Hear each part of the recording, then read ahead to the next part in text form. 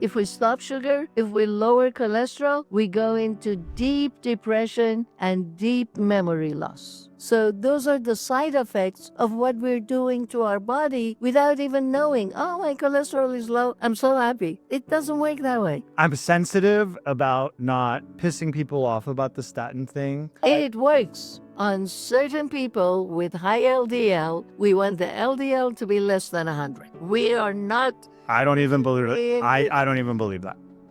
Just so you know. And I'm just going to say it, whatever, they can get mad at me. I do not believe that there's any evidence to take a statin for primary prevention of cardiovascular disease unless they have established disease. It doesn't work as a preventative mechanism. You would have to treat 500 patients for 5 years and one would reduce one heart attack. That was the Lipitor study. Yes. So for primary prevention of disease, it's not meaningful.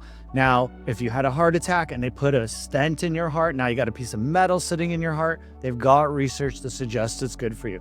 Can't argue about that. So it's a nuanced conversation, medically speaking. Yes. But LDL guidelines, in my opinion, are off because it's not considering HDL, triglyceride ratio, insulin, CRP, homocysteine, even ferritin as an acute phase reactant. It's a metabolic profile that you should be looking at, not cholesterol, total cholesterol, and LDL, and giving a drug for that. That's crazy. The only thing I would add to that is that HDL is high-density lipoprotein. LDL is low-density lipoprotein. LDL molecule has more lipid, okay? That's the only difference. They're both cholesterol. LDL, and there's VLDL, which is triglyceride. But LDL is low-density lipoprotein. HDL is high-density lipoprotein. We want to have more HDL and less LDL. That makes biochemical sense in the body. So we cannot just totally deny that, but we can help our body, our liver, to generate more HDL. How do we do that? With taking coenzyme Q10. Coenzyme Q10 improves the particles of the protein to attach to cholesterol. So we get HDL, higher HDL. It would reduce the LDL. That I would prefer as compared to taking statins.